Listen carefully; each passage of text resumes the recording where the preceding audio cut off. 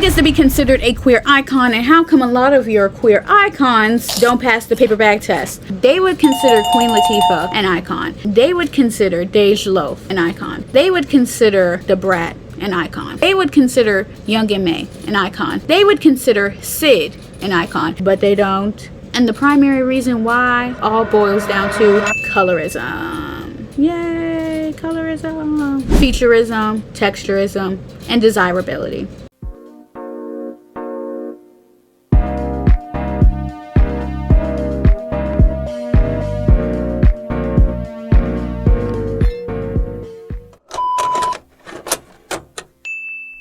So I was on Mayowa's World's Instagram page. Definitely check in. Definitely follow. I'm also subscribed to the YouTube. I stand them and I love hearing their thoughts on topics, especially because they make sure to have real thought-provoking conversations. So please check them out. And I'm using they them pronouns while discussing Mayowa, not because that is actually the pronouns, but because I tried looking for the pronouns and I could not find them anywhere. So yes, Mayowa posed a question on their Instagram page where they asked, who gets to be considered a queer icon? Whenever we think of lesbian icons, why are they always white? And in the Black community, whenever we think of lesbian icons, why are they always racially ambiguous? The amount of people I see constantly lusting over Kehlani, knowing she's never dated anybody darker than an unripe banana, is really upsetting me. Especially because we actually have so many Black lesbians who are unambiguously Black and very queer and actively fighting anti-Blackness in everything they do, but still showing up as queer people,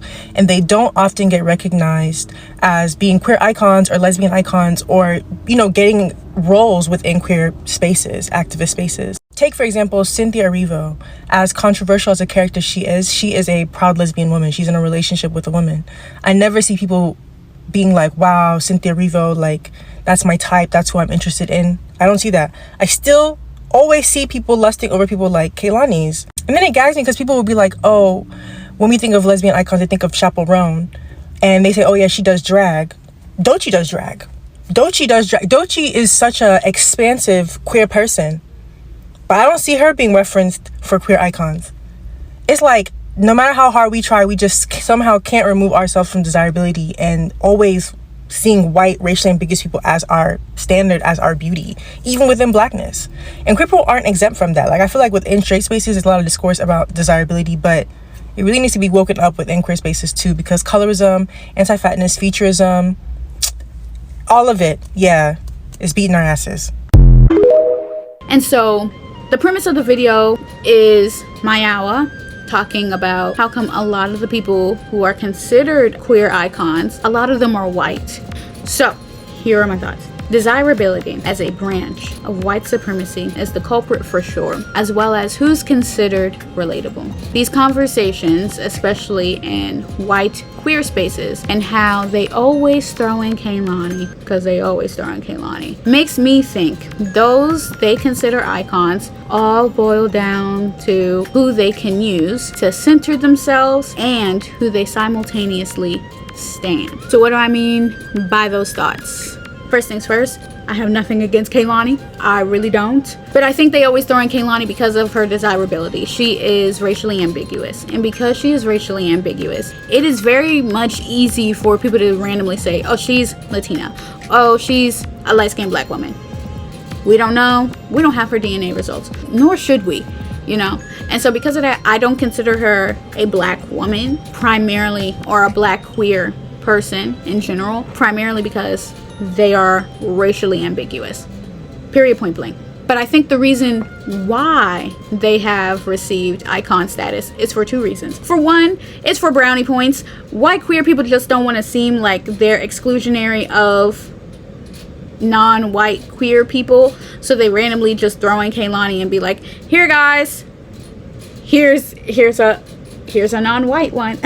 Because we know how y'all like to tussle when y'all don't have not just one person to represent all of the people of color queers. So here you go. And then two, I think another layer to the conversation of always adding Kehlani as an icon, a queer icon, is primarily because Kehlani is attractive. Kehlani is societally considered attractive. They're pretty. they're a really pretty person. But also, let's keep it a bean, let's keep it a stack. I think another like a side little nugget in that whole conversation is that Kehlani's non-cis het male romantic partners all kind of do look alike, and they all kind of look like her, aka they all passed the paper bag test as well. So there's that. I think when it comes to conversations of queer icon status and iconography, the reason why a lot of Black queer figures are left out of these conversations is because white people like to know what's going on in Black people's business, but they don't fully know all the ins and outs, nor should they. But also, they don't care that much to know, because if they did actually know, they would consider Queen Latifah an icon. They would consider Doechii Loaf an icon. They would consider the Brat an icon. They would consider Young and May an icon. They would consider Sid an icon. They would consider Megan Thee Stallion an icon. They would consider all of these people icons, but they don't. And the primary reason why all boils down to colorism. Yay, colorism. Featureism, texturism, and desirability. Who gets to be decided of icon status if they're non-white? Primarily desirable, racially ambiguous people. Janelle Monáe is usually left out of these conversations too. When the white queer people have these conversations about who are considered icons, especially because, you know, Pride Month is rolling around the corner steadily fast. Black people, especially Black queer people, are forced to kind of counteract the queer iconography conversations on social media, because in a way, I'm not saying that we have to prove that we exist within our queerness due to our Blackness, but I can surely say that it's very easy for the white queer people to act like we aren't as queer as them just because of our Blackness, even though they pull pieces of our Blackness to appear more mask. The baggy pants, dressing like you're from a Chingy video in 2003. It makes you feel mask, huh? That's cute. That's real cute. That's great, actually. But just say where you got the inspiration from. You want to feel femme? You want to feel ultra femme? You pull a lot of your feminine self-care rituals and aspects of your makeup routine from Black trans women. But you never say it, but you should. Not only do you not say it, you probably don't even know. You don't even know where you got it from. Get ready with me to talk about trans women and their influence on modern makeup. Trans women have been at the forefront of beauty innovations for decades, often using makeup as a tool for self-expression, survival, and empowerment in a society that has long marginalized them. Their contributions have not only influenced the artistry of makeup, but have helped redefine beauty norms. In the ballroom scene of the 1980s and 90s, trans women were key figures who popularized techniques like contouring and feminization makeup. That's strategies used to enhance and soften facial features. The ballroom community, particularly trans women of color, set trends that would later find their way into mainstream beauty, influencing everyone from professional makeup artists to Instagram influencers. These women were doing makeup that emphasized cheekbones, jaw lines, and eyes long before these techniques became staples of the beauty industry. Icons like Marsha P. Johnson and Sylvia Rivera, beyond their activist legacies, represented beauty in ways that pushed against gender norms, reclaiming femininity in bold and unapologetic ways. The use of vibrant colors, exaggerated features, and glamorous makeup looks by trans women not only reshaped beauty ideals, but also challenged the rigid gender binaries associated with cosmetics. Their contributions remind us that beauty is fluid, personal, and most importantly, political. I recognize the contributions of other genders, races, and cultural groups to the history of cosmetics and makeup. This video is to honor the trans women. Let me go ahead and cite my sources. Bye. Pause to read. It's a lot of info. And that's my issue. My issue is that the reason why there are a platitude of reasons. It all boils down to white supremacy. I made a video like a couple of months ago where I was talking about race and queerness and how you cannot separate the two. Here's the reason why. And I said it in that video and I'll say it again. You should definitely give it a watch. You cannot separate race from queerness, because white queer people will not separate the fact that you're in the same community as them just because y'all are queer when they can't even get past the fact that you're black. Also, this is not a dig on white people, but as a person who has been making content about black queerness for quite some time, I can say that for one, when I talk about my queer identity, I don't get as many views as my white queer counterparts. Even though I have lived my life and I'm still living my life, it's not as relatable to white queer people the way it is to some black queer people. I don't consider me the same as your white and B counterparts. You don't. And you wanna know why? Because if you're white and you're watching other white queer people, you're not forced to think about race. You're not forced to think about race. You don't have to think about race. You could just relate to them primarily because they're queer. And that is a privilege. You just don't. You don't have to think about, oh my god, I'm privileged because I'm white, but like I'm disadvantaged because of my queerness. And it's like, oh, think about the black queer people though. Oh, but you're shaming me because I'm white, but I can't control the fact that I'm white. You can't. But you can actively listen to non-white queer people, and you could probably relate to them too. If I, a black child who grew up in the early 2000s, was forced to relate to white quirky characters all the time, so can you. You know? But I don't feel like you want to do that. And you don't want to do that because it bums you out that you're still somewhat privileged despite you having an identity that disadvantages you to some capacity. There are literally white trans conservatives out there who are running amok in this country right now, caping for people who would literally pay to watch them not exist in this very moment. They don't even really care that they're queer. They just know that they're queer, but what matters the most to them is still maintaining some level and semblance of privilege in this country because they wish to align themselves with white supremacy. And that's daunting, isn't it? Like, that's a crazy, crazy reality. You don't understand that those people want you dead. Or you have to know that. You have to know that. But how are you comfortable still going up for a community that would rather see you not exist, let alone have rights? And the only thing that's partially getting you by is your whiteness. Sure, you pass, but they will always know that you're queer, that you're trans. And trans and queer are not synonymous for each other. I'm just using them in tandem.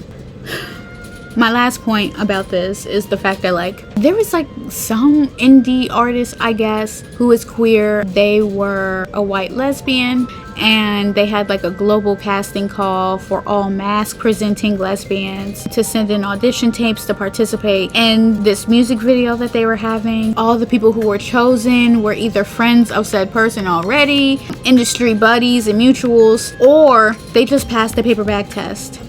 There was barely any fat representation there, and they were all lighter than a candle flame. Sir, will you please stop staring at me? Where's the rest of you?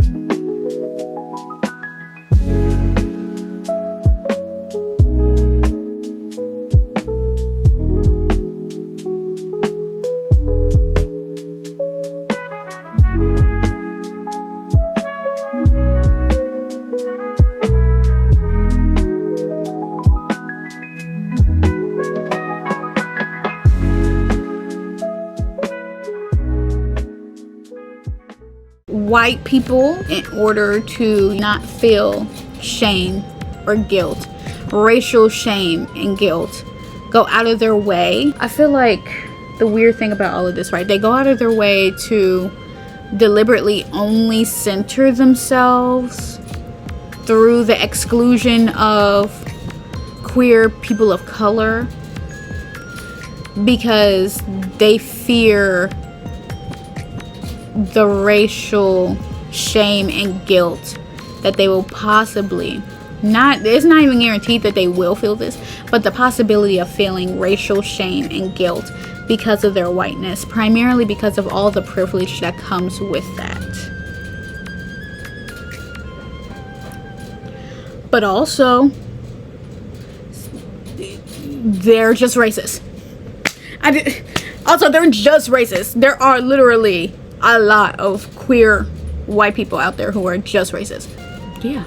Like, I literally talked about my experience in my my alt black girl problems video, where I was talking about an experience I had going to my friend's concert, and how while I was there, right, there were these two queer white people who were just staring at me, and them staring at me made me feel incredibly uncomfortable because of how intense they were staring. And it wasn't like, oh my god, you're pretty. It was giving like, you don't belong in this space.